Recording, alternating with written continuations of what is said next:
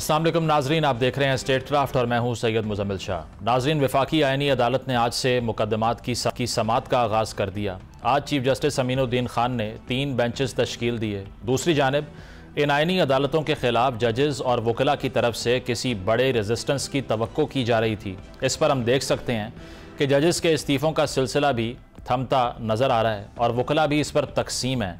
वकला के एहतजाज की अगर बात करें तो आज मुख्तलिफ शहरों में वकला की तरफ से एक महदूद किस्म का एहतजाज तो किया गया, लेकिन ये एहतजाज कतन इस किस्म के नहीं थे जो इस सिस्टम को रिवर्स करने की तरफ ले जाने पर मजबूर कर दें, और किसी रिवर्सल के बज़ाहिर चांसेस भी इसीलिए कम दिखाई देते हैं कि वकला की एक बड़ी तादाद इन आइनी तरामीम को सपोर्ट कर रही है। कल हमने वज़ीर मुमलिकत तलाल चौधरी की जो प्रेस कॉन्फ्रेंस सुनी, इसमें वो ना सिर्फ जजेस के इस्तीफ़ों को सियासी इस्तीफ़े करार देते दिखाई दिए, बल्कि मज़ीद तरामीम आने का इंदिया भी दे रहे थे, जिनसे मुतल्लिक़ ख्याल किया जा रहा है कि शायद ये NFC और दीगर उन इशूज़ से मुतल्लिक़ होंगी जिनको 27वीं तरमीम में माइनस किया गया था।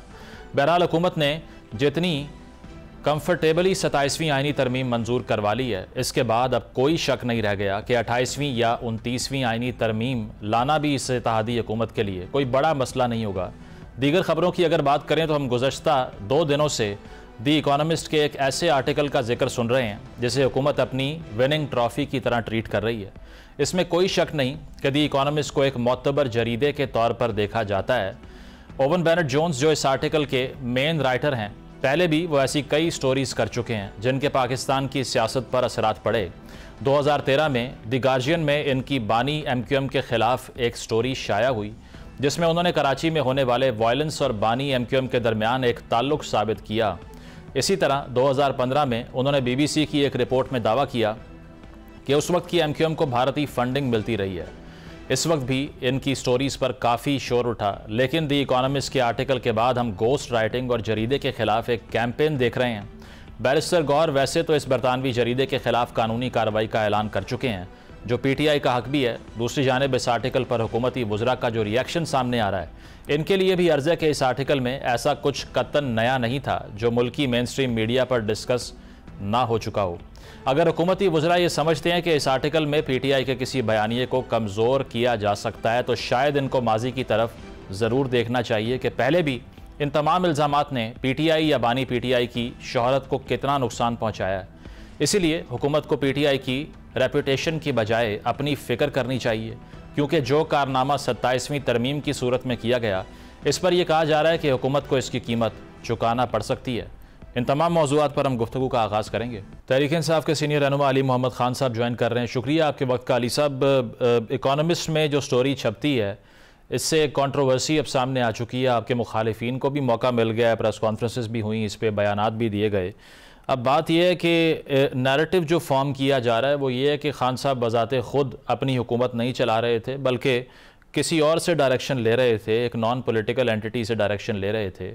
तो इसमें शेख वकास साहब ने अब ये कहा कि इकोनॉमिस्ट को माफ़ी मांगनी चाहिए। आपको तो मालूम है कि ऐसा होगा नहीं, तो क्या सू करेगी PTI? क्योंकि it's about the credibility of the party. ये एक बहुत सीरियस मैटर है। इसमें सिर्फ तनकीदी बयानात ही होंगे या कोई कार्रवाई भी की जाएगी? जी बहुत शुक्रिया मुज़म्मिल साहब। बिस्मिल्लाहिर्रहमानिर्रहीम। अल्लाहुम्मा सल्लि अला मुहम्मदिन व अला आलिहि व अस्हाबिहि वसल्लम। मुज़म्मिल साहब, कुछ चीज़ें अल्लाह ने अपने हाथ में रखी हैं और अल्लाह का शुक्र है कि ये उसने अपने हाथ में ही रखी हैं, वरना हम इंसान, आप और मैं, हम लोग एक दूसरे को ज़िंदा ही दरगोर कर देते। उसमें इज़्ज़त और ज़िल्लत भी है। इज़्ज़तों और ज़िल्लतों का मालिक अल्लाह बुज़ुर्ग बरतर है। ना कोई किसी की इज़्ज़त ज़्यादा कर सकता है, ना कम कर सकता है, और ना कोई ज़िल्लत दे सकता है, ना ले सकता है। तो ये जो कुछ इस 1843 में आया है, जो सब्सिडरी है इकोनॉमिस्ट की, तो सबसे पहली बात तो ये है कि there is nothing new in it. मैं इस डिबेट में नहीं जाता कि सही है या गलत है, लेकिन कोई नई चीज़ नहीं है। ये वो चीज़ें हैं मुज़म्मिल साहब जो 2024 के इलेक्शन से भी पहले मुख्तलिफ मीडिया आउटलेट्स में ब्रेक की गई, कुछ वीलॉग्स, ये कुछ राइट अप्स में। तो कोई ऐसी चीज़ पाकिस्तानियों को इससे कोई धचका नहीं मिला। ये वही प्रोपेगेंडा है जो चल रहा है। अच्छा, अब इसका फॉल आउट क्या हो सकता है, उस पर एक बात करके फिर आपका सवाल बड़ा अहम है। देखें, इकोनॉमिस्ट के मेन पेपर में तो नहीं आया। 1843 उनका एक सब्सिडरी है जो कि कम इम्पोर्टेंट, तो मैं नहीं कहूँगा कि कोई बहुत ही बेकार है, लेकिन उस लेवल की इम्पोर्टेंस उसकी नहीं है। लेकिन अगर उसमें आ गया है तो उसकी मंदरजात पे अगर हम जाएं, मेरे लिए इसमें एक अचंभे की बात है कि जिस खातून ने इसमें को ऑथर किया है वो तो यहाँ पाकिस्तान से भी हैं, और उनका जो एक बैकग्राउंड है जो मुझे नहीं पता कितना ऑथेंटिक है, लेकिन कुछ लोगों ने उसको बाकायदा कोट किया है कि PMLN को उन्होंने मुख्तलिफ अपने एक्स हैंडल से सपोर्ट किया, इलेक्शन में भी सपोर्ट किया, जो हमारे खिलाफ कोई हर्जा सराई हुई उनके प्रो PMLN अकाउंट से उसको भी सपोर्ट किया। मुझे नहीं पता ये कितना कोई सही है, लेकिन बहरहाल ये चीज़ सामने आई है। मेरे लिए अचंभे की बात यह है कि इसमें ओवन बेन जोन्स साहब जो हैं, बड़ा क्रेडिबल नाम है, बिल्कुल, उनके बहुत से आर्टिकल्स हमारे सियासी मुखालिफिन के खिलाफ भी आए हैं। मैं ये ज़रूर जानना चाहूँगा, क्योंकि मुझे इस पे एनलाइटन करे कि ओवन बेन जोन्स साहब खुद पाकिस्तान क्या आए और उन्होंने खुद इस पे कितनी ऑथेंटिक काम खुद किया। ज़ाहिर है उनकी मशावरत से वहाँ तो काम हुआ होगा जहाँ ये छपा है फॉरेन में, लेकिन क्या वो यहाँ खुद आए? तीसरी चीज़ जो इसमें मेरे लिए थोड़ा सा एक क्वेश्चनेबल होगा बतौर वकील, बतौर एक ऑब्जर्वर के, जिन लोगों को इसमें कोट किया गया है उनमें अक्सरियत ऐसे लोग हैं जो इस वक्त इमरान खान साहब के सख्त तरीन मुखालिफ हैं। फिर इसमें किसी भी ऐसे बड़े आर्टिकल में आप तो खुद चीज़ों को समझते हैं कि इसमें काउंटर वर्जन क्या लेने की कोशिश की गई मोहतरम बेन जोन्स साहब ने, या जो मोहतरमा बुशरा तस्कीन साहिबा हैं जो ऑथर हैं, आई डोंट नो, लेकिन नाम मैंने सुना है उनका, मुख्तलिफ आउटलेट्स पे वो आ रही हैं, मीडिया आउटलेट्स पे। तो क्या उन्होंने बुशरा बीबी साहिबा या फॉर दैट मैटर चेयरमैन जनाब इमरान खान साहब को अप्रोच करने की कोशिश की ताकि उनका कोई काउंटर वर्जन लिया जाए, या अगर वो अवेलेबल नहीं थे तो in the absence of IK I would say कि probably the most important person to respond on behalf of IK was not Chairman Gohar, not Ali Muhammad, not Salman Raja, but one of the family members of Khan Sahab, maybe his sister, maybe his sister of first lady, जो बुशरा बीवी की sister हैं या खान साहब की sister हैं। अली साहब, इसका आसान तरीका ये नहीं है, इसका आसान तरीका ये सारे को अगर हम सम अप कर लें, हाँ, एविडेंस अगर आपने चेक करना है, इसकी ऑथेंटिसिटी चेक करनी है, तो अगर अदालत की दहलीज पे आप ले जाएं तो वहाँ पर हर चीज़ क्लियर हो जाएगी कि किसके पास कितनी एविडेंस बैक्ड बात है और कितनी रेटरिक है, कितनी रैशनल चीज़ें हैं इसमें। You point here. तो मैंने जो मेरा नुक्ता था वो यही था कि बहुत सी चीज़ें ऐसी हैं जो इसमें सवाल तलब हैं। जो सबसे इंपॉर्टेंट चीज़ मैं अब अगर देखूं, कल भी मैंने एक मीडिया प्रोग्राम में इस पे बात की कि ओवन बेन जोन्स साहब, मेरा नहीं ख्याल कि पाकिस्तान आए और उन्होंने इन लोगों से खुद बात की, उन्होंने खुद उसको यहाँ पे को ऑथर किया। उनको जो इन्फॉर्मेशन यहाँ से पास ऑन की गई वहाँ उन्होंने ज़ाहिर डेस्क पे बैठ के अपने साथी को ऑथर के साथ उस पर काम किया होगा। अब साथी को ऑथर की क्रेडिबिलिटी क्या है उस पर मैंने आपको इशारतन बात कर दी। और ये भी बड़ा अजीब है कि वो नॉलेज जो पाकिस्तानियों के पास पिछले 2-3 सालों से सही या गलत जो भी प्रोपेगेंडा ये लोग चला रहे हैं सबके पास है, अचानक ऐसा क्या हो गया? Yes, it's a big, economist is a big paper, but क्या इतना बड़ा है कि अचानक पाकिस्तान के तमाम मीडिया आउटलेट से इन खातून को फौरी तौर पे ले लिया गया? ये एक बात होगी। अब दूसरा इसका एस्पेक्ट क्या, इसको हम चैलेंज करेंगे। मेरे ख्याल में इस पे चैलेंज करने के लिए जनाब इमरान खान साहब की तरफ से गो अहेड बहुत ज़रूरी होगा। मेरा नहीं ख्याल चेयरमैन गौहर या सलमान अकरम राजा GS जो हैं वो खुद से इसको कर सकते हैं। हाँ, अगर उनको खान साहब की सिस्टर्स जो हैं वो अलाउ करें या खान साहब से खुद उनकी मुलाकात हो, क्योंकि आपको पता है कि बाहर के ममालिक में जब आप सू करते हैं तो उसके रिपरकशन होते हैं। तो एक और चीज़ है, आखिरी बात यह है कि जो सवालात मुजम्मिल साहब, आई एम सॉरी मेरा जवाब थोड़ा तवील हो रहा है लेकिन सवाल बड़ा अहम है, इसलिए बस ये लाइन बहुत ज़रूरी है। शायद मेरे ख्याल में मेरी इस पूरी गुफ्तगू में ये मुझे बहुत ज़रूरी लगता है।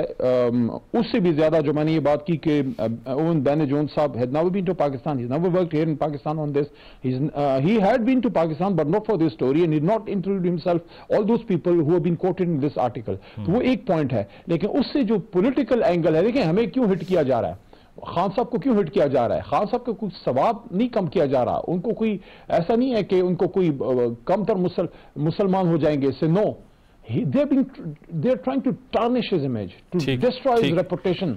ठीक है, रेपुटेशनल डैमेज कर रहे हैं, सही है। कि उसका जवाब इन सारे इल्जामात का 8 फरवरी 2024 के इलेक्शन में एक इमरान खान की जगह 25 करोड़ ने दे दिया। ठीक है। अब इसके अलावा, ठीक है, इसके अलावा 27वीं आईनी तरमीम का जो फियास्को होता है, ایاز صادق صاحب نے بھی مذاکرات کی دعوت دی، بات چیت کرنے کا کہا. اس کے علاوہ فواد چودھری صاحب کہہ رہے ہیں کہ جو ہماری ملاقاتیں ہوئی ہیں ریلیف دلوانے کے لیے خان صاحب کو، اس میں اب کوئی سیکنڈ راؤنڈ ہونے والا ہے جس میں اسپیکر بھی ہوں گے، سینئر وزراء بھی ہوں گے، پہلے بھی ان سے ملاقاتیں ہو چکی ہیں. تو پھر پارٹی کی قیادت کا اس پہ کیا نیریٹو ہے؟ بے شک تو آپ کو یہ بات تو کلیئر ہے کہ عمران خان صاحب کے لیے ریلیف ہی چاہیے نا، وہ کہیں سے بھی مل جائے، فواد صاحب لے دیں یا پھر جو گوہر صاحب ہیں وہ لے کر دے دیں. تو اتنی مخالفت کیوں ہوتی ہے؟ اگر یہ مڈل گراؤنڈ پیدا ہوتا ہے جو فواد صاحب بات کر رہے ہیں تو پارٹی آن کرے گی اس کو؟ کوئی بھی شخص جو خان صاحب کی رہائی کے لیے کوشش کرنا چاہتا ہے، میں اس کو ویلکم کرتا ہوں، اپریشیٹ کرتا ہوں، بٹ ود اے پروویزو. اس میں اس کے ساتھ ایک چیز لگا کے، اور وہ یہ ہے، اور وہ بہت امپورٹنٹ ہے، وہ یہ ہے کہ اگر میرے بہاف پہ، میں ایگزامپل دیتا ہوں، میرے بہاف پہ مزمل صاحب کوئی بات کرنا چاہتے ہیں تو مزمل صاحب نے سب سے پہلے علی محمد سے اجازت لینی. میری اجازت لیے بغیر اگر مزمل صاحب کسی بھی شخص سے بات کریں گے، اس کے پیچھے علی کا مینڈیٹ نہیں ہوگا. تو عمران خان تو بہت بڑی شخصیت ہیں.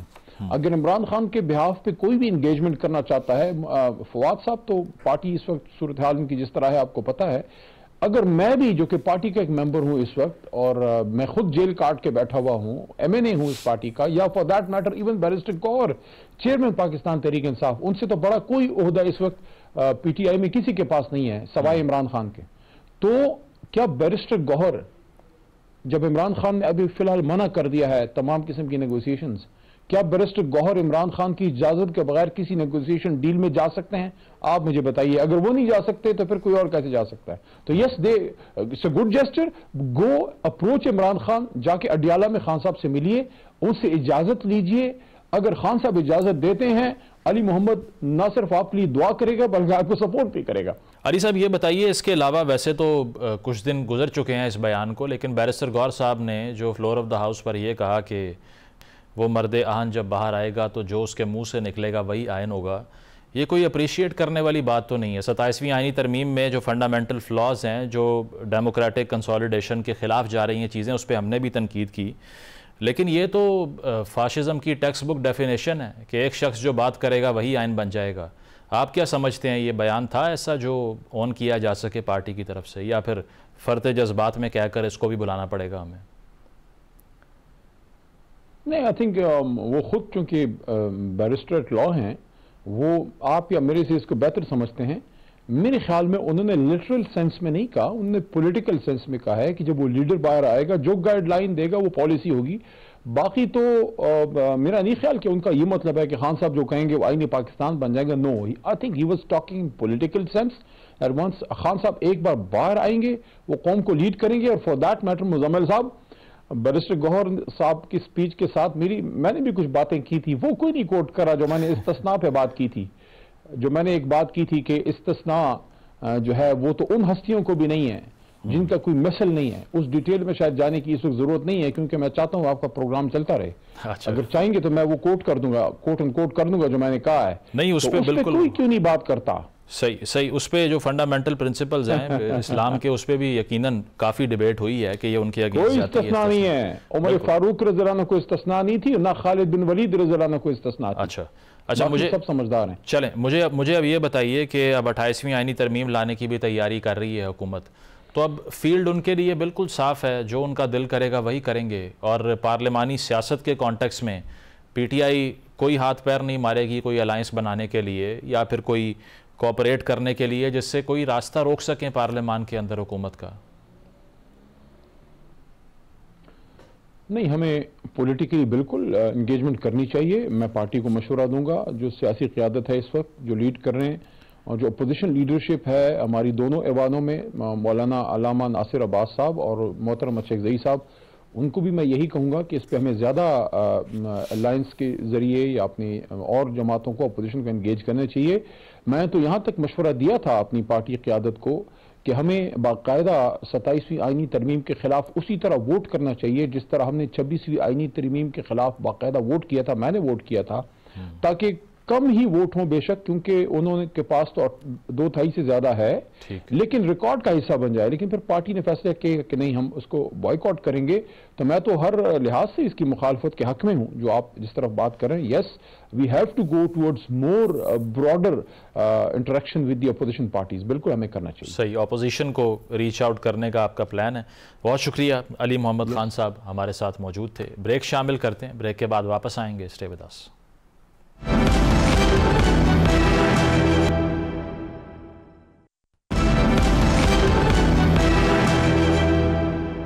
वेलकम बैक नाजरीन। 27वीं आईनी तरमीम के आने के बाद एक नई बहस जिसका आगाज़ हुआ है वो इदारा जाती बहस है, और ये कहा जा रहा है कि जो एग्जीक्यूटिव है उसने एनक्रोच कर लिया अदलिया को। लेकिन इस पर तनकीद करने वाले इस बयानिए के ख़िलाफ़ जो बात कर रहे हैं उस पर हुकूमत का मौक़िफ़ भी ये है कि सो मोटो जस्टिस की तरह के फ़ैसले या जुडिशल एक्टिविज़म किया जाना उसने पाकिस्तान को नुकसान पहुँचाया है। दुनिया में और ममालिक में भी ये प्रेसिडेंट मौजूद है, इसीलिए ये तरमीम जस्टिफाइड है। और दूसरी जानिब इस्तीफ़े सामने आना जज साहिबान के, वो भी कंट्रोवर्सी को जन्म दे रहा है, क्योंकि हुकूमत का ये कहना है कि ये सियासी नौयत के इस्तीफ़े हैं और जमहूरियत को नुकसान पहुँचाने वाली शख्सियात अब इस सिस्टम से अलहदा हो रही हैं। वकला के अंदर भी एक पोलराइजेशन देखने को मिल रही है। तो वकला बरादरी में क्या परसेप्शन है 27वीं आईनी तरमीम को लेके, और क्या ये बात दुरुस्त है कि ये मुतालबा जो कहा जा रहा था कि जुडिशल रिफॉर्म की जाए वो सिर्फ सियासतदानों का नहीं था बल्कि वकला का भी था? इस पर लॉयर्स की, जजेस की क्या ओपिनियन है, इस पर गुफ्तगू का आगाज़ करेंगे। साबिक अटॉर्नी जनरल अशतर औसाफ साहब ज्वाइन कर रहे हैं और साबिक सदर supreme court bar Abid Zubairi साहब हमारे साथ मौजूद हैं। आप दोनों का बहुत बहुत शुक्रिया। अशतर साहब, आपसे आगाज़ करूँगा। अब हम बहुत ज़्यादा है 27वीं आईनी तरमीम को लेके, जजेस के इस्तीफ़े भी सामने आए, अपोजिशन भी ये कह रही है कि ये बहुत बड़ा डिबैकल है जुडिशल इंडिपेंडेंस का। एक तरफ हुकूमत ये कह रही है कि हमने जो इंक्रोचमेंट थी सियासी इंस्टीट्यूशन में अदलिया की उसको ख़त्म कर दिया।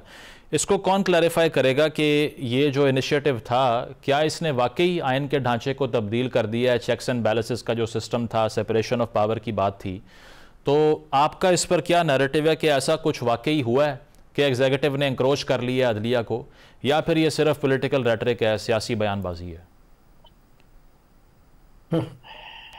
सियासी बयानबाजियाँ तो आप देख रहे हैं कितने बरस से हमारे टेलीविज़न चैनल्स पे चल रही हैं, सोशल मीडिया पे चल रही हैं। ये चलता रहता है और ये कोई अनहोनी सी बात या अचंभे की बात नहीं है।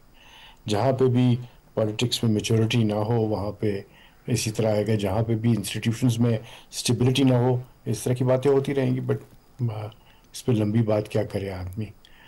जो अचीव करना चाह रहे थे और जिसके लिए ये सारी बात की जा रही थी, और जो कि ज़ाहिरन एक ऑब्जेक्टिव था लेजिस्लेशन का 26वीं आईनी तरमीम में, वो जब आई तो उस वक्त भी मैंने आप ही के प्रोग्राम में शायद बात की थी कि ये चलेगी नहीं, क्योंकि जिस मकसद के लिए आप ला रहे हैं, जो स्टेटेड मकसद है, उसे ये हल नहीं होगा। स्टेटेड मकसद क्या था कि अवाम को जो है रसाई होगी अदालतों तक और स्पीडी जस्टिस होगी और ये सारा। देखिए, अवाम की रसाई जो है वो तो बहुत थोड़े से लोगों की हाई कोर्ट तक और सुप्रीम कोर्ट तक होती है। उनकी रसाई और उनकी दौड़ जो है वो डिस्ट्रिक्ट कोर्ट्स तक ही होती है, और वहाँ पे भी अब रसाई कम होती जा रही है और दौड़ ज़्यादा लग रही है उनकी, अनफॉर्चुनेटली। उस पर तवज्जो होना चाहिए। तो अशतर साहब, ये बात ठीक है कि 40% जो वर्कलोड था सुप्रीम कोर्ट पे वो कॉन्स्टिट्यूशनल नेचर के केसेस थे, तो अब वो उनसे आज़ाद हो गए हैं, इसीलिए वो बाकी मुकदमात पे फोकस करेंगे? और बैकलॉग का आर्गूमेंट ठीक है या सिर्फ जस्टिफिकेशन है? क्योंकि बैकलॉग तो लोअर कोर्ट्स में है ज़्यादा, 90% के करीब है, उसका तो कोई सोल्यूशन नहीं निकाला हमने। कोई सोल्यूशन नहीं निकाला ना, उसके ऊपर कोई मुझे नज़र आ रही चीज़। हालांकि इसी गवर्नमेंट ने जो पहले थे और जब मियाँ नवाज शरीफ साहब थे, नवाज शरीफ साहब ने बड़ी अरकरेजी से इस पर थोड़ा सा काम भी करवाया था।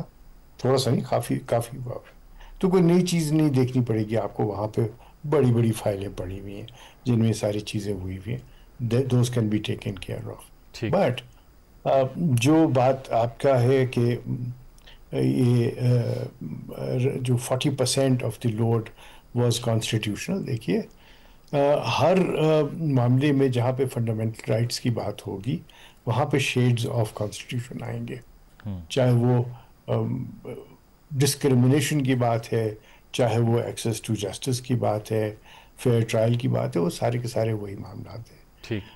جو ٹائم کنزیوم ہو رہا تھا نا کورٹ کا، وہ انفارچونیٹلی ٹائم کنزیوم ہو رہا تھا پولیٹیکل کویشچنز پہ، اور پولیٹیکل کویشچنز جو ہیں وہ پارلیمنٹ کو حل کرنا ہے. پولیٹیکل گتھیاں پارلیمنٹ نے جو ہیں ان کو کرنی ہے، لیکن پارلیمنٹیرینز کیا کرتے ہیں؟ پارلیمنٹیرینز تو انٹرسٹڈ ہوتے ہیں بس حد احترام اپنے اپنی کانسٹیٹیوئنسی کے اندر ڈیولپمنٹ کے کام کے لیے، امپلائمنٹ کی کریشن وغیرہ کے لیے. وہ کام ان کے نہیں ہیں، ان کا کام لیجسلیشن ہے. بالکل. اور پارلیمنٹ کے لیے اسی لیے آئین میں بھی لکھا ہوا it should remain in session for a certain number of days. یہ نہیں کہ آپ تعطل کے ساتھ ان کو ملیں اور صرف اس وقت ملیں جب گورنمنٹ چاہ رہی ہوتی ہے. I think that is where we need to focus. ٹھیک ہے، پوائنٹ آ گیا. مجھے لگتا ہے مجھے لگتا ہے کہ ایک اور امینڈمنٹ لانی پڑے گی. آپ بالکل، وہ تو کہہ رہی ہے حکومت. رانا ثناء اللہ صاحب نے بھی کہا 190A میں ترمیم کی بات ہو رہی ہے، ایم کیو ایم کا مطالبہ ہے.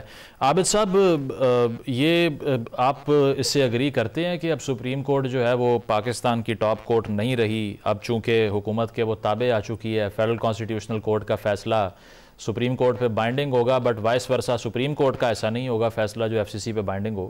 اور دوسرا یہ کہ یہ جو استعفے سامنے آئے ہیں اس پہ بھی اب طلال چودھری صاحب کا بھی سٹیٹمنٹ آیا، اور لوگوں نے یہ کہا کہ جوڈیشل ایکٹیویزم کا ہم نے رستہ بند کر دیا ہے. خواجہ سعد رفیق صاحب کچھ اور کہہ رہے ہیں، وہ یہ کہہ رہے ہیں کہ استعفیٰ جو ہے اس طرح کا وہ پاکستان میں ہر اس شخص کے لیے لمحہ فکری ہے جو آئین کی بالادستی کا خواب دیکھتا تھا. تو یہ پولیٹیکل نیچر کے استعفے ہیں یا پھر کس طرح انٹرپریٹ کریں اس کو ہم؟ بسم اللہ الرحمن الرحیم. بہت شکریہ آپ کا. دیکھیے، دو تین چیزیں. یہ جو استعفے دیے دو بڑے نامی گرامی ججوں نے، یہ لمحہ فکریہ ہے بالکل. کیونکہ انہوں نے دیا، انہوں نے دیکھا سپریم کورٹ کے، انہوں نے اپنے سامنے جس کورٹ کا انہوں نے حلف اٹھایا تھا، جس کورٹ کے جج کے حیثیت سے، اور جہاں حلف یہ اٹھایا تھا کہ وہ آئین کی پاسداری، آئین کی حفاظت کریں گے بیٹھ کے، وہ اپنے سامنے اس کو انہوں نے تباہ ہوتے ہوئے دیکھا. تو نیچرلی ان کے ضمیر نے گوارا نہیں کیا کہ وہ اس میں اس پارٹ کا حصہ رہیں. جبکہ میرا ویو تھا کہ ان کو رہنا چاہیے تھا تاکہ وہ اپنے اندر سسٹم کے اندر رہ کے وہ کریں. لیکن نیچرلی وہ سمجھتے ہیں کہ سسٹم تو بالکل اس طرح سے تباہ کر دیا گیا کہ ان کے لیے اب کوئی چارہ ہی نہیں رہا کہ وہ اپنے ضمیر کو اس بات کی اجازت دیں کہ جی وہ بیٹھ کے اس انسٹیٹیوشن کے، جس کو اب ایک تابع کر دیا گیا کانسٹیٹیوشنل کورٹ کو، جو صرف ایگزیکٹو نے ان کے ججز بنائے ہیں، اور جس کو لایا اس لیے کیا تھا کہ سپریم کورٹ کو تباہ کر دیا جائے، supreme court as a constitutional court. دیکھیے، دو تین چیزیں ہماری یہاں سیپریشن آف پاور کی ڈاکٹرن ختم کر دی. اس امینڈمنٹ 26 سے شروع ہوئی تھی، 27 پہ وہ ختم کی گئی. اس کے اندر سپریم کورٹ جو highest court of the land تھا، اس کو اب ایک تابع کر دیا ایک کانسٹیٹیوشنل کورٹ کا، جس کے اندر ایگزیکٹو نے اپنے مرضی کے ججز بنائے، سپریم کورٹ سے بھی لیا اور ہائی کورٹ سے بھی ججز، اور دیکھ لیجیے وہ کس طرح کے ججز انہوں نے ابھی اپوائنٹ کیے ہیں. تو اس کی وجہ سے انہوں نے گوارا نہیں کیا. اب اس کو کہنا کہ یہ پولیٹیکلی انہوں نے کیا کہا، آپ دیکھیے کہ یہ وہ ججز تھے جنہوں نے ہمیشہ جو جسٹس منصور علی شاہ کی ججمنٹس ہیں جو جوڈیشل اوور ریچ کورٹ کرتا ہے، اس کے خلاف انہوں نے ججمنٹس دی کہ جی کورٹ کو اپنے دائرے اختیار میں رہنا چاہیے. ان کی کئی ججمنٹس ہیں، انہوں نے وہ judgments the practice and procedure میں، جبکہ میں نے اس کی مخالفت کی تھی کہ آپ پارلیمان کو اپنے اندرونی معاملات میں دخل اندازی کرنے کی کوشش کریں. ابھی انہوں نے تھوڑی سی بات کی، پھر پورا ہاتھ دیں گے اندر. تو پھر اس طرح سے انہوں نے، آپ نے دیکھا کہ انہوں نے اس وقت بھی فائز عیسیٰ صاحب کے ساتھ بیٹھ گئے. فائز عیسیٰ کا جب ریفرنس آیا، انہوں نے ان کو ریویو میں پہلے ان کے ججمنٹ دی اور پھر ریویو میں ان کا بالکل ہی ان کے چیز ختم کر دی. اطہر منور صاحب نے نواز شریف صاحب کو بیل دی تھی، وہ اسٹیمپ پیپر کے اوپر وہ باہر جا سکے تھے. یہ ساری چیزیں، رات کو 12 بجے عدالت بھی کھلوائی گئی تھی. تو یہ اس وقت یہ چیزیں بھول جاتے ہیں جو انہوں نے وہ کی تھی. سڈی ان کو یاد آیا کہ انہوں نے پولیٹیکل یا انہوں نے وہ یہ کہتے ہیں نا، وہ ماضی میں ایسے فیصلے بھی دے چکے ہیں 6 مہینے کی ایکسٹینشن جائز ہوتی ہے. جی جو بھی انہوں نے دی ہے، دیکھیں فیصلے سے آپ اختلاف کر سکتے. دیکھیے ایشو کیا ختم کیا گیا ہے، supreme court as an institution ختم کر دیا کہ سپریم کورٹ کے پاور تھی judicial review administrative action.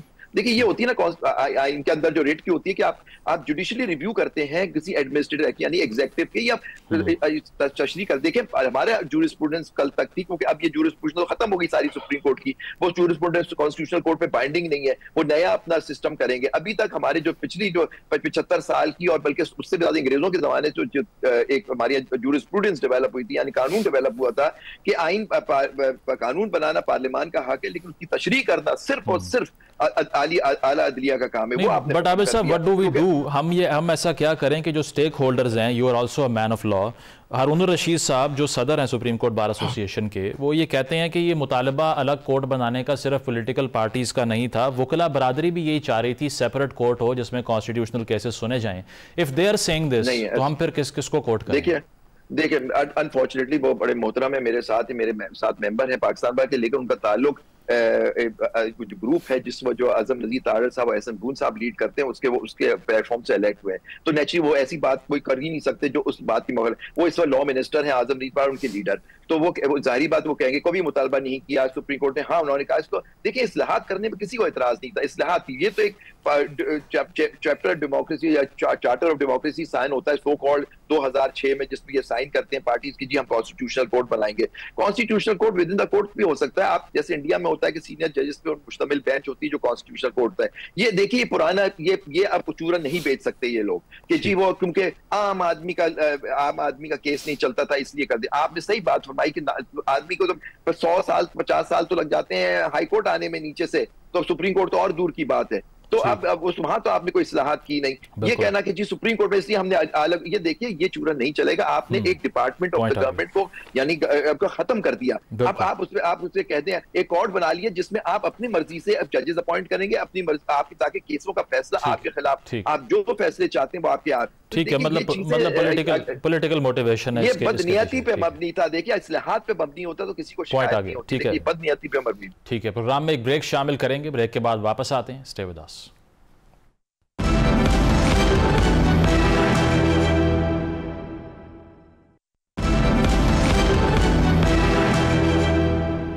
Welcome back नाजरीन, पैनल हमारे साथ मौजूद है, डिस्कशन को कंटिन्यू करते हैं। अशतर साहब मुझे ये बताइए, अब सुप्रीम कोर्ट के जो चीफ जस्टिस साहब होंगे वो अब फिगर हेड की हैसियत होगी, सिर्फ दीवानी मुकदमा सुने जाएंगे, आपको लगता है कि इसके अलावा कोई फंक्शनैलिटी नहीं होगी? लेट्स से कि अब कल को अगर इस तरमीम के ख़िलाफ़ भी कोई बात करनी हो, कहीं पर अपील करनी हो, तो वो उसी FCC के सामने होगी जो इस तरमीम के ज़रिए वजूद में आ रही है, तो फिर क्या ही हो जाएगा इस पर? देखिए किसी ने तो दीवानी और फौजदारी और कमर्शियल मामलात और ज़मीनों के मामलात और इनहेरिटेंस के मामलात जो कि आम आदमी की ज़िंदगी के साथ मुंसलिक हैं, उसके भी तो फैसले करने हैं ना। तो ऐसा तो नहीं किया गया कि सुप्रीम कोर्ट जो है वो पहले ये फैसले नहीं करती थी, लेकिन वो बहुत देर में उनकी बारी आती थी, ज़्यादा टाइम लगता। बट ये चूरन की बात नहीं है, बात बिल्कुल चूरन की नहीं है। बात ये किसी, मुझे कोई बताएगा कि हम क्रिटिसाइज तो सारे कर सकते हैं, हम बगैर किसी एक पर्टिकुलर शिक के हम एक पूरा जो मामला है उसको हम क्रिटिसाइज करके उसको कह सकते हैं कि वो गलत है। हमने कभी कोशिश की है कि हम कोई पॉजिटिव बात भी करें और कहें कि हाँ ये फॉर्मूला किया जा सकता है। मैंने कोशिश की थी, क्योंकि मैं अगर यही बात करूं और बस यहीं पे ख़त्म कर दूं तो वो भी मुनासिब नहीं होगा बिल्कुल भी, फिर मैं अपना हक खो बैठता हूं को बात करने से।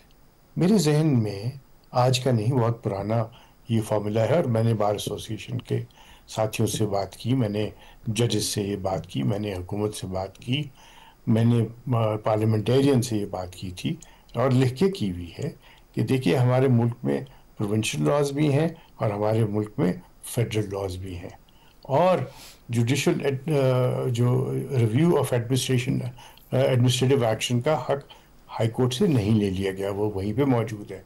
और सुप्रीम कोर्ट भी उसी हक को अपने पास इस्तेमाल करती थी, वो भी आर्टिकल 199 का ही हवाला देते थे, जहाँ पे 184 की बात है, तो वो वहाँ से कॉजेशन की बात आती है। लेकिन coming back to the formula कि जो प्रोविंशियल लॉज हैं उनकी स्ट्रीम अलग होनी चाहिए, जो फेडरल लॉज हैं उनकी स्ट्रीम अलग होनी चाहिए। मैं मिसाल दे देता हूँ आपको। मिसाल ये है कि आपके जितने भी मामलात हैं कस्टम के, एक्साइज के, इनकम टैक्स के, कंपटीशन कमीशन के और इस तरह के बेशुमार मामलात हैं जो आपकी फेडरल लेजिस्लेटिव लिस्ट में आते हैं, वो फेडरल सब्जेक्ट्स कहलाते हैं। उस पर लिटिगेशन होती है, उसकी कोर्ट्स हैं, तो उन स्ट्रीम से जो लिटिगेशन है उसको फेडरल हाई कोर्ट में ले जाइए। एक फेडरल हाई कोर्ट आप तश्कील दीजिए اس کے بینچز پروونسز میں رکھیے اور یہاں سے اپیلیں وہاں جائیں. اور ہائی کورٹس جو پروونشل ہائی کورٹس آپ کے سامنے نام ہے, ان کے نام ہے لاہور ہائی کورٹ ہے, اس کا نام ہے Balochistan high court, Karachi high court, Peshawar high court. تو وہ پروونشل ہے اور ان کے پروونشل جو ہے ٹیریٹوریل جورسڈکشن, ان کو پروونسز کے معاملات دیکھنے دیں, چاہے وہ judicial review of administration action ہے, اور وہاں سے اپیلیں چلی جائیں گی سپریم کورٹ میں. یہ دو چیزیں جب آپ کریں تو جب یہ دو الگ الگ اسٹریم ٹھیک ہے ہوں گی تو بہت مطلب یہ تو ایک لارجر ریفارم کی بات ہے نا. اس پہ اشتر صاحب یہ اب 27ویں آئینی ترمیم پہ تو کہا جا رہا ہے کہ پولیٹیکل موٹیویشن ہے. جی دیکھیے جب آپ ریفارم کی بات کرتے ہیں وہ پولیٹیکل موٹیویشن ہوتی ہے. آپ ریفارم جب لے کے جاتے ہیں تو پھر وہ عوام کو بتاتی ہے کہ ہم نے آپ کے لیے سہولت پیدا کی ہے. اگر آپ اپنے مفاد کی بات کریں گے تو عوام آپ کے ساتھ نہیں چلیں گے. تیسری بات میں یہ کرنا چاہ رہا تھا کہ کوئی حرج نہیں ہے کہ جس طریقے سے آپ کمپٹیشن کرتے ہیں بیوروکریٹس کے لیے, اسی طرح ججز کے لیے کمپٹیشن کریں. آل پاکستان جوڈیشل سروس کا انعقاد کریں اور وہاں سے آپ یہ ساری ججز کی جو بھرتی وغیرہ کر کے لے کے آئیے, ان کی ٹریننگ کریں. اور ایون ہائی کورٹ کے ججز کو بھی آپ کو ضرور ریفریشر کورسز وغیرہ ہونی چاہیے. نہیں پہلے اپوائنٹمنٹ کا کرائٹیریا تو سمجھ آ جائے نا, عوام کو تو اب تک وہ بھی نہیں سمجھ ایبسلیوٹلی جی. اپوائنٹمنٹ کا کرائٹیریا میں نے ایک تو آپ کو کہہ دیا کہ آپ مقابلے کا امتحان کروائیے اور بیسٹ آف دا بیسٹ لے کے آئیے. دوسرا یہ ہے کہ جب آپ ایک جوڈیشل کمیشن پہلے بھی بنے تھے نا, الگ الگ تھے. جوڈیشل کمیشن جو ججز کے اوپر تھا اور جوڈیشل جو دوسرا تھا پارلیمنٹیرینز کے اوپر. تو کیا کیا کورٹ نے پارلیمنٹری جو کمیٹی تھی اس کو ریڈنڈنٹ کر دیا. چلیں پوائنٹ تو اسی کے نتیجے میں ایمالگمیشن ہوئی. ٹھیک ہے مطلب ایک جو ڈارک پاسٹ ہے وہ بھی اپنا رول پلے کرتا ہے اس طرح کی ترامیم میں. عابد صاحب آپ نے یہ کہا نا کہ احسن بون صاحب کی آپ نے بات کی اور آپ نے یہ کہا ہارون الرشید صاحب اوبیسلی طارڑ صاحب کو ریپرزینٹ کر رہے ہیں, وہ تنقید نہیں کریں گے. لیکن اب وہ یہ کہتے ہیں یا حسن رضا پاشا صاحب بھی یہ بات کر رہے ہیں کہ خان صاحب نے بذات خود سی او ڈی کے اوپر دستخط کر رکھے ہیں جس کے مطابق کانسٹیٹیوشنل کورٹ بننی تھی. اپوزیشن کی بڑی آواز تو پی ٹی آئی ہے, اگر ان کے بھی سگنیچر اس کے اوپر ہیں تو پھر یہ صرف وقتی طور پہ احتجاج کی باتیں ہو رہی ہیں. دیکھیں مجھے نہیں پتا انہوں نے سائن کیا, اگر سائن کیا تو میں اس کو بھی قبول نہیں کرتا. آپ کے سائن کرنے سے یہ مطلب نہیں ہوتا کہ آپ جوڈیشری کو استحقاق پچھاڑ کر دیں. کل تو یہ کوئی ایسا امینڈمنٹ کر دیں کہ وہ کہہ دیں کہ جی پارلیمان کوئی قانونی بنائے گی, ایگزیکٹو جو بات کہے گی وہ بائنڈنگ ہوگی پارلیمان پہ. دیکھیں نا یہ تو اس طرح سے بات ہے کہ آپ کا ایگزیکٹو کو ختم کر کے پارلیمان اپنے پاس ساری پاورز لے لے. آپ نے ایک پورے کورٹ کو سسٹم کو ختم کر دیا, آپ نے سپریم کورٹ سے اس کی کانسٹیٹیوشنل پاور لے لی اور آپ کہہ رہے ہیں کہ جی یہ ہم نے صرف اس لیے کیا کہ عام آدمی کا کیس چل جائے. آپ نے ملک کے پورے ایک ڈپارٹمنٹ کو ختم کر دیا, آپ نے اس کو ایک ماتحت عدالت بنا دیا, ایک کورٹ اس پہ لا کے بتا دیا جس کے اندر آپ نے اب ایگزیکٹو کے پاس پاورز ہیں اس کے اپوائنٹ کرنے کے, اور جوڈیشل جو بعد میں اگر کوئی جج بنیں گے جج وہ جوڈیشل کمیشنز ہوں گے جس میں آپ ہی ایگزیکٹو اور پارلیمان کی اکثریت ہے. یہ بار کاؤنسلز اور اٹارنی جنرل اور لا منسٹر خود ایگزیکٹو کا حصہ ہوتے ہیں, وہ اس کے ممبرز ہیں. اب جوڈیشری اس میں مائنورٹی میں چلی گئی, اب کانسٹیٹیوشنل کورٹ کے ججز بھی اس میں جوڈیشل کمیشن میں آ جائیں گے. تو آپ دیکھ لیجئے پھر کس طرح پلڑا کس کا بھاری ہوگا. آپ نے پچھلے پورے ایک سال میں دیکھ لیا جوڈیشل کمیشن نے جو اپوائنٹمنٹس کیے یا کس طرح سے وہ بینچز بنائی یا کیا جو کیا کانسٹیٹیوشنل بینچ بناتے تھے وہ. اب دیکھیں سندھ ہائی کورٹ میں واحد پاکستان میں کورٹ ہے جس میں کانسٹیٹیوشنل بینچز بنے ہوئے, اپنی مرضی کے وہ ججز بنا رہے لگاتے ہیں اس میں اب جو چاہتے ہیں. پھر انہوں نے اب کیونکہ آرٹیکل 199 کو بھی بالکل ختم کر دیا, انہوں نے کہا کہ صرف اور صرف آرٹیکل 199 کے کیسز جو ہیں کانسٹیٹیوشنل بینچ میں چلیں گے. صرف سندھ ہائی کورٹ میں کانسٹیٹیوشنل بینچ ہے. آج ہمارے کورٹ میں صرف باقی ججز ہیں وہ اچھا وہاں کانسٹیٹیوشنل پٹیشن یہ رینٹ کی اور یہ فیملی کورٹ کی بھی ہوتی ہیں, وہ بھی ساری کانسٹیٹیوشنل بینچ میں چلی گئی. باقی ہائی کورٹ کے ججز بیٹھ کے پتہ نہیں کیا کریں گے, آپ کو دیکھنا ہوگا. باقی ان کیا نہیں ہے پنجاب میں کے پی کے میں ابھی تک, لیکن یہاں ہے. یہاں تو اور کل پرسوں ایک آرڈیننس بھی نکال دیا سندھ گورنمنٹ نے کہ جی وہ کانسٹیٹیوشنل بینچز میں ہوگا. اگر کوئی جج کانسٹیٹیوشنل بینچ میں جانے سے منع کرے گا تو فارغ.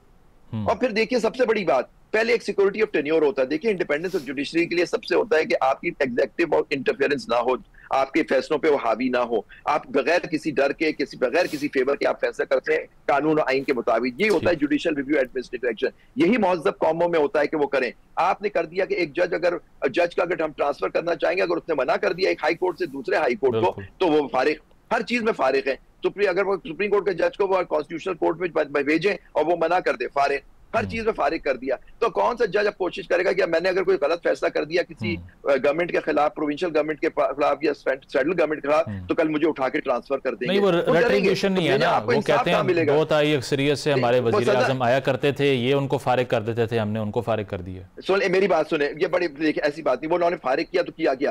آپ بتائیے وزیر اعظم کو سب سے پہلے کس نے فارغ کیا؟ 99 میں کیا سپریم کورٹ نے فارغ کیا تھا نواز شریف کو؟ بالکل. بتائیے شہید ذوالفقار بھٹو کو سپریم کورٹ نے فارغ کیا تھا 1977 میں, کس نے فارغ کیا تھا؟ کورٹ نے دی تھی, لیکن کس کے زمانے میں دی تھی؟ کون حکمران تھا اس وقت؟ بس آپ دیکھیں کورٹ کے اندر, مطلب پارلیمان کے سپریم ہونے کی جو بات ہے آپ کو لگتا ہے غلط ہے؟ نہیں, پارلیمان سپریم نہیں ہے.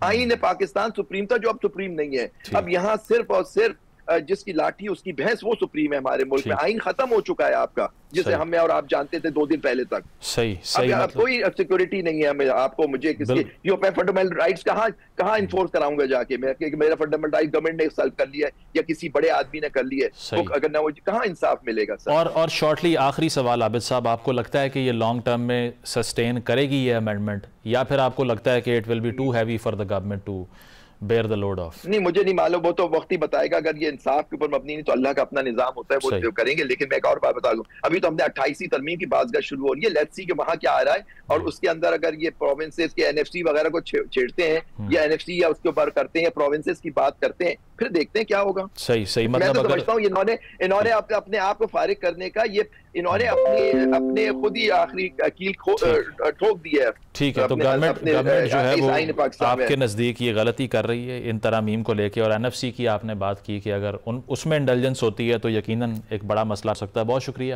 عابد زبیری صاحب, اشتر وصاف صاحب موجود تھے. ناظرین, پروگرام آپ نے ملاحظہ کیا, فیڈ بیک ضرور دیجیے گا. اجازت دیجیے, اللہ حافظ.